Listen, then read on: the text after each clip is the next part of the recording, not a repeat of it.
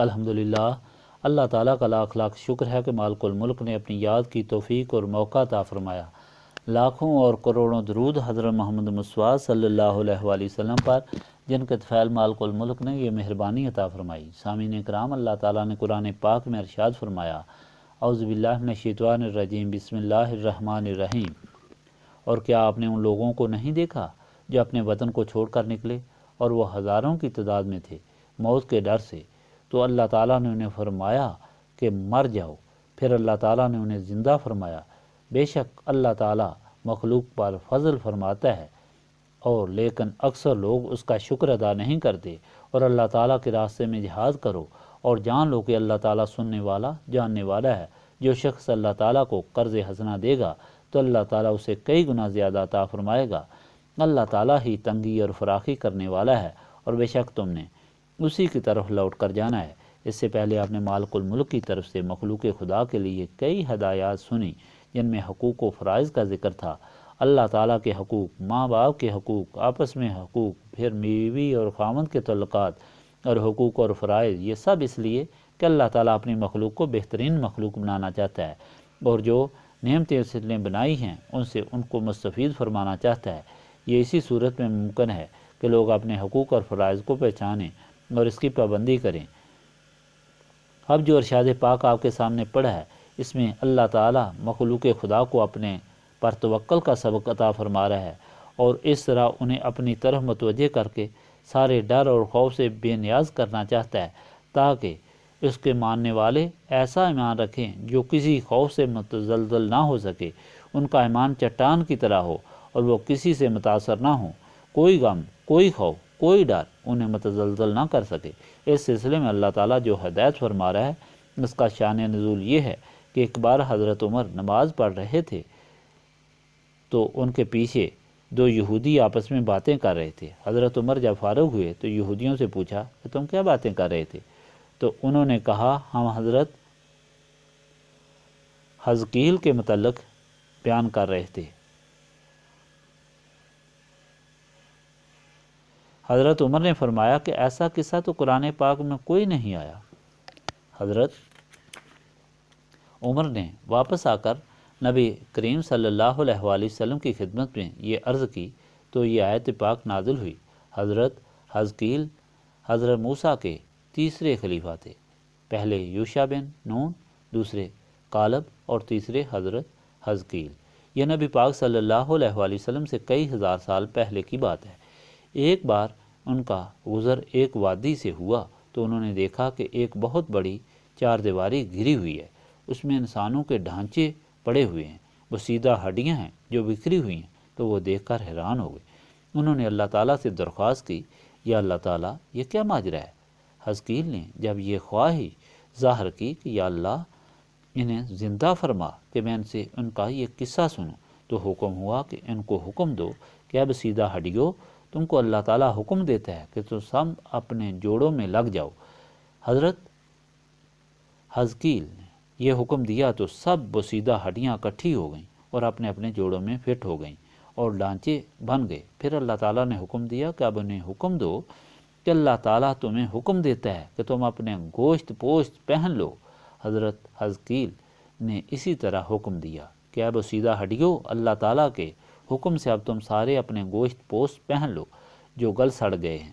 تو ان کے تمام گوشت پوشت سیدھے ہو کر لاشیں بن گئے۔ پھر اللہ تعالیٰ نے حکم دیا کہ اب ان کی ارواح کو حکم دو کہ اے روحو، واپس لوٹ کر اپنے ان بتوں میں داخل ہو جاؤ۔ حضرت حزقیل نے اسی طرح فرمایا کہ اے ارواح، اب واپس ان بتوں میں داخل ہو جاؤ۔ تو سارے ارواح داخل ہو گئے اور وہ لوگ زندہ ہو گئے۔ انہوں نے اپنی داستانیں بیان کیں کہ ہم لوگ بنی اسرائیل میں سے ہیں، اور ہم ایک وادی، ایک گاؤں میں رہتے تھے، تو وہاں طاعون کی بیماری شروع ہو گئی۔ ہم ڈر گئے کہ ہم مر جائیں گے، چنانچہ ہم نے اس گاؤں سے نکلنا شروع کر دیا اور اس وادی میں آ کر ہم جمع ہو گئے۔ جب ہم یہاں جمع ہوئے تو اللہ تعالیٰ کی آواز آئی کہ مر جاؤ، تو ہم سارے کے سارے مر گئے۔ پھر ہماری ہڈیاں، گوشت پوشت سب گل گئے اور بدبو شروع ہو گئی۔ نزدیک کے لوگ جمع ہوئے، انہوں نے دیکھا کہ ہزاروں کی تعداد میں لاشیں پڑی ہیں۔ ان کی تدفین ناممکن تھی، اس لیے چاروں طرف دیوار بنا دی گئی اور اس طرح وہ بسیدہ ہڈیاں پڑی رہیں۔ دراصل مخلوق خدا کو یہ قصہ سنا کر یہ حکم دیا جا رہا تھا اور ایک ہدایت اور سبق دیا جا رہا تھا کہ موت اللہ تعالیٰ کے حکم سے آتی ہے، مرنا اور پیدا ہونا اللہ تعالیٰ کے حکم سے ہوتا ہے، انسان اس میں کوئی دخل نہیں دے سکتا۔ کوئی انسان یہ کہے کہ میں موت سے بچ جاؤں اور اس کے لیے میں اپنی حفاظت کروں، قلعے بنا لوں یا بھاگ کر دور چلا جاؤں تو وہ غلطی پر ہے۔ جب اللہ تعالیٰ کی طرف سے موت آتی ہے تو اسے کوئی نہیں بچا سکتا، اور اسی لیے ان کو موت دی گئی کہ انہوں نے یہ سمجھا کہ ہم بھاگ کر بچ جائیں گے، تو اللہ تعالیٰ نے انہیں یہ سبق دیا کہ موت تم کو اس طرح بھی آ سکتی ہے کہ تم محفوظ وادی میں بھی سب کے سب مر گئے، اور اگر تم وہاں رہتے تو تم زندہ رہتے، تمہارے ساتھ باقی جو لوگ تھے وہ اسی طرح محفوظ رہے اور وہ اپنے وقت پر مرے۔ یہ اللہ تعالیٰ کی مخلوق کو اللہ تعالیٰ پر توکل دینے کا ایک بہت بڑا سبق تھا۔ اللہ تعالیٰ کے بندے جو اللہ تعالیٰ اور رسول پاک صلی اللہ علیہ وآلہ وسلم پر ایمان لائے، انہیں بہت سی مشکلات بھی پیش آئیں۔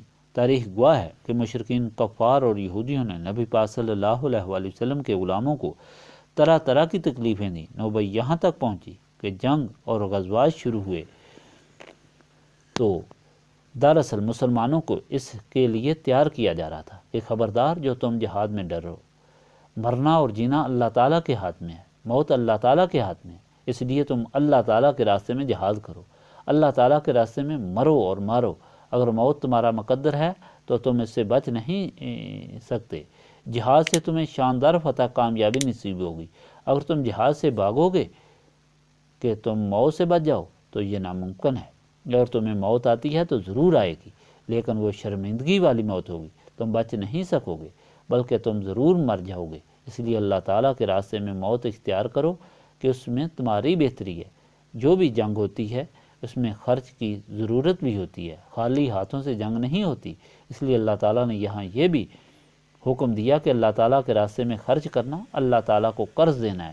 یہ قرض اس لیے کہا گیا کہ وہ اللہ تعالیٰ ضرور واپس دیتا ہے، خواہ جس طریقے سے بھی دے، کیونکہ قرض کا حکم یہ ہے کہ جس سے بھی لیا جائے اسے ضرور ادا کیا جائے۔ تو اللہ تعالیٰ اپنے راستے پر خرچ کرنے کو خود پر قرض قرار دے رہا ہے کہ مجھ پر تمہارا قرض ہے، لیکن اللہ تعالیٰ لوگوں کی طرح اور بندوں کی طرح قرض واپس نہیں کرتا کہ جتنے پیسے لیے اور جو کچھ لیا وہ واپس کر دے، بلکہ اللہ تعالیٰ یہ فرماتا ہے کہ اللہ تعالیٰ اسے کئی گنا زیادہ کر دے گا۔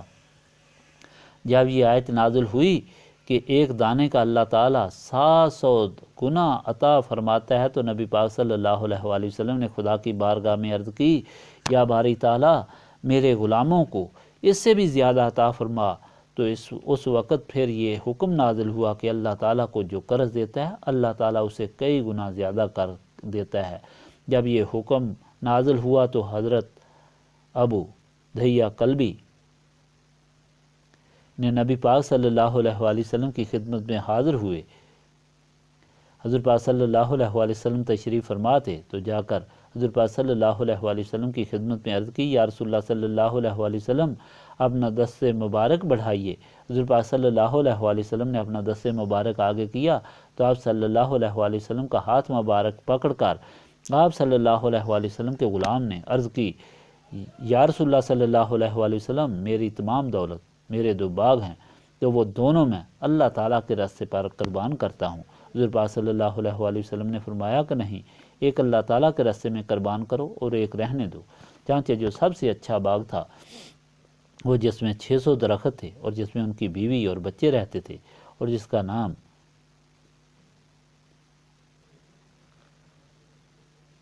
حامینیہ تھا، وہ انہوں نے اللہ تعالیٰ کے راستے میں پیش کر دیا، اور پھر فوراً وہ اس باغ میں گئے، لیکن اس کے اندر داخل نہیں ہوئے بلکہ دروازے سے باہر کھڑے ہو کر انہوں نے اپنی بیوی کو آواز دی جو اندر سے بولی، تو آپ نے فرمایا اب تم اور بچے یہاں سے باہر نکل آؤ، میں نے یہ باغ فروخت کر دیا ہے۔ بیوی نے پوچھا کہ کس کے ہاتھ میں فروخت کی ہے؟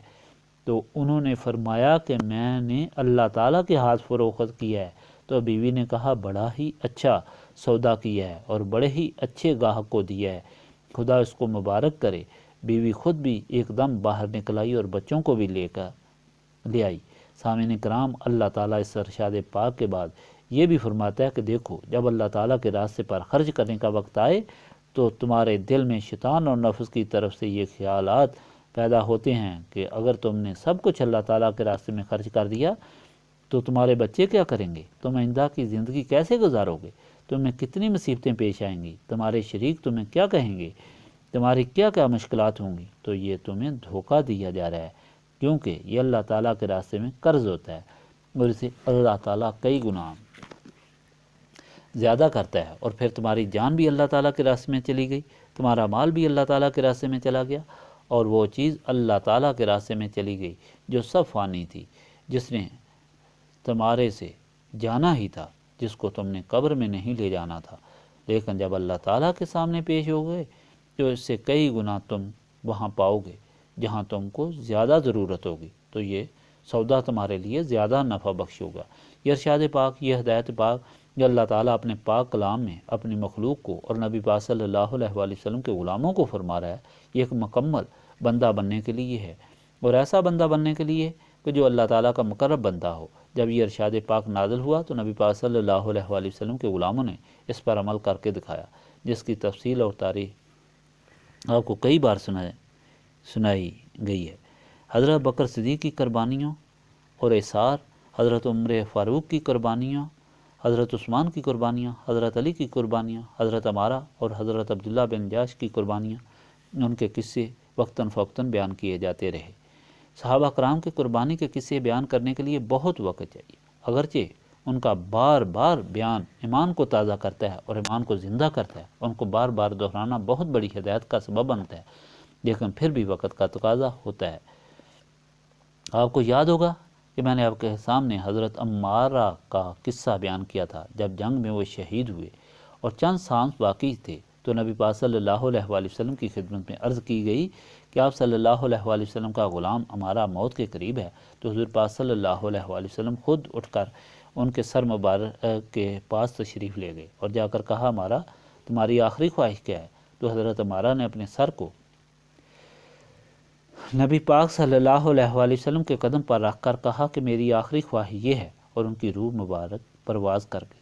انہوں نے نہ تو کوئی ایسی خواہش ظاہر کی کہ میرے بچوں کو ایسا کرنا، میری اولاد کو اس طرح کرنا، میری فلاں جائیداد کا یہ کرنا، میری فلاں چیز کو یوں کرنا، اور نہ ہی کوئی شکوہ کیا، بلکہ یہی خواہش تھی کہ جس کی غلامی اختیار کی انہی کے قدموں میں روح نکل جائے، ان کے لیے یہی کامیابی تھی، یہی سب کچھ تھا۔ میں نے آپ کے سامنے حضرت عبداللہ بن جاش کا قصہ بیان کیا تھا کہ کس طرح انہوں نے احد کے مقام پر دعا کی تھی کہ یا اللہ، آج میرا مقابلہ سب سے بہادر اور سب سے طاقتور دشمن سے ہو، اور پھر وہ دشمن مجھے قتل کر دے، میرے ناک کان سب کچھ کاٹ دے، اور میں اس حالت میں اللہ تعالیٰ کے سامنے پیش ہوں تو اللہ تعالیٰ مجھ سے پوچھے، عبداللہ تمہارے ساتھ تمہارے یہ ناک اور کان کیوں کاٹے گئے ہیں؟ تو میں کہوں کہ یا اللہ، تیرے اور تیرے رسول کے عشق میں میری یہی خواہش ہے، چانچہ ان کے ساتھ ایسا ہی ہوا اور ان کی یہ خواہش پوری ہو گئی۔ اس طرح میں نے آپ کو سامنے آج جو ابو دہیہ کلبی کا قصہ بیان کیا ہے کہ کس طرح انہوں نے اپنا سب کچھ اللہ تعالیٰ کے راستے میں قربان کر کے اللہ تعالیٰ کے حکم کو پورا کرنا چاہا۔ سوچنے والی بات یہ ہے کہ وہ کیسے انسان تھے جنہیں اپنی زندگی سے بھی کوئی محبت نہ تھی، اپنی جان سے بھی کوئی محبت نہ تھی، اپنے ماں باپ سے بھی کوئی محبت نہ تھی، اپنی اولاد سے بھی کوئی محبت نہیں تھی، اپنے مال سے بھی کوئی محبت نہ تھی، اپنی جائیداد سے بھی کوئی محبت نہیں تھی، صرف ایک ہی محبت ان کے دل میں تھی کہ اللہ تعالیٰ اور رسول صلی اللہ علیہ وآلہ وسلم راضی ہو جائیں، اور اس راستے میں جتنی بڑی سے بڑی قربانی ہو اس میں ہماری کامیابی ہے، اسی میں ہماری سعادت ہے۔ یہ کیسی مخلوق تھی؟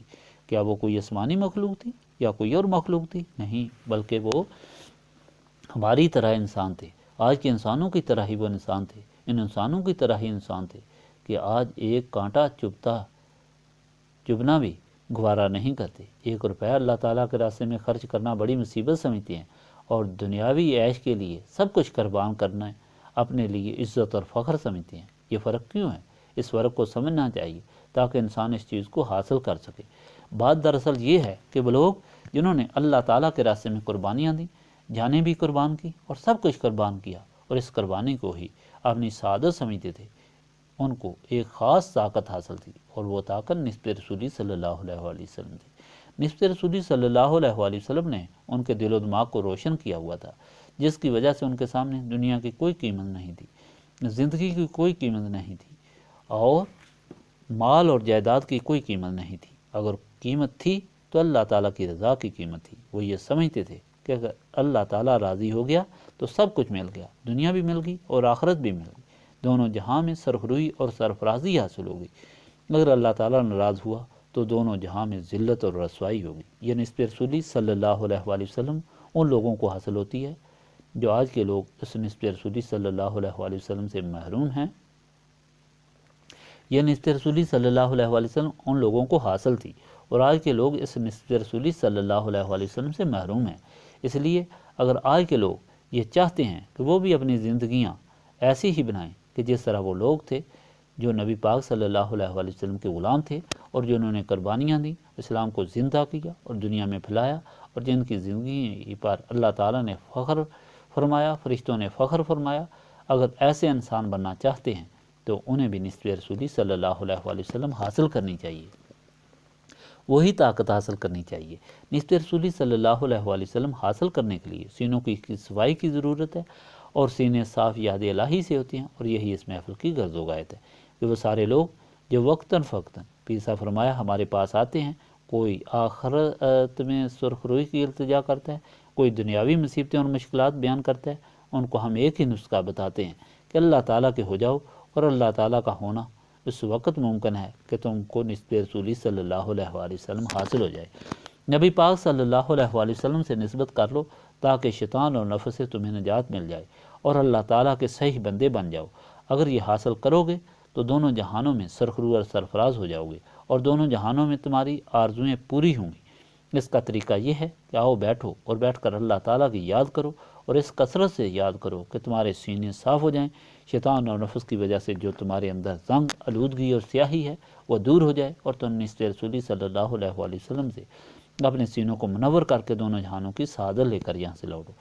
اب جن لوگوں کو اللہ تعالیٰ یہ موقع عطا فرماتا ہے کہ وہ یہاں آتے ہیں اور یہ سبق سنتے ہیں اور یہ محفل ان کو مل جاتی ہے، تو شیطان یہ کوشش کرتا ہے کہ وہ بھی اس محفل سے ماحقہ مستفید نہ ہو سکیں، اور ان کو شیطان ہر طریقے سکھاتا ہے کہ کسی کو اپنے گھر کی یاد دلاتا ہے، کسی کو اپنے کام کی یاد دلاتا ہے، کسی کو اپنی ملازمت کی یاد دلاتا ہے، کسی کو اپنے بیمار کی یاد دلاتا ہے، کسی کو اپنی دولت کی، کسی کو اپنی تجارت کی، کسی کو اپنی اولاد کی یاد دلاتا ہے۔ اس طرح یہ یادیں دلا کر اس محفل سے ان کی توجہ ہٹا دیتا ہے تاکہ اللہ تعالیٰ کی مہربانیوں سے ماحقہ مستفید نہ ہو سکیں۔ اللہ تعالیٰ یہ فرماتا ہے کہ جب تک میرا بندہ میری طرف متوجہ ہو کر مجھے یاد کرتا ہے، میں بھی اس کی طرف متوجہ رہتا ہوں اور میں بھی اس کو یاد کرتا ہوں۔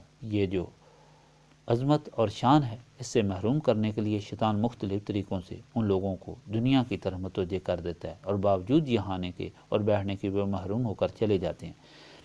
بات یاد رکھنے والی یہ ہے کہ انسان کا یہ عقیدہ ہونا چاہیے کہ ہماری ہر چیز اللہ تعالیٰ کے ہاتھ میں، اور ہر چیز کو اللہ تعالیٰ دیکھ رہا ہے، اور ہر جگہ اللہ تعالیٰ موجود ہے۔ ہم اس کی یاد کے لیے اور اس کی رضا کے لیے بیٹھے ہیں تو ہماری ہر چیز اس کے سپرد ہے۔ یہ ناممکن ہے کہ کوئی چیز خراب ہو جائے، بلکہ جو خرابیاں بھی ہیں وہ اس فضل و کرم سے دور ہو جائیں گی۔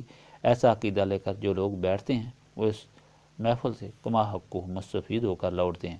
اس لیے جب بھی آپ آئیں اور اللہ تعالیٰ کا آپ پر فضل ہو، یہ محفل آپ کو میسر ہو، تو دنیا سے اپنی توجہ ہٹا کر اللہ تعالیٰ کی طرف ہمہ تن متوجہ ہو کر اللہ تعالیٰ کی یاد کرنی چاہیے۔ اللہم صلی علی سیدنا محمد وعلی آلہ وصحبہ صلاۃ تکون لنا امان من کل خوف لا الہ الا انت سبحانک انی کنت من الظالمین۔ ربنا آتنا فی الدنیا حسنۃ وفی الآخرۃ حسنۃ وقنا عذاب النار۔ استغفر اللہ العظیم الذی لا الہ الا هو الحی القیوم واتوب الیہ۔ استغفر اللہ العظیم الذی لا الہ الا هو الحی القیوم واتوب الیہ۔ استغفر اللہ العظیم الذی لا الہ الا هو الحی القیوم واتوب الیہ۔ ربنا تقبل منا انک انت السمیع العلیم وتب علینا انک انت التواب الرحیم۔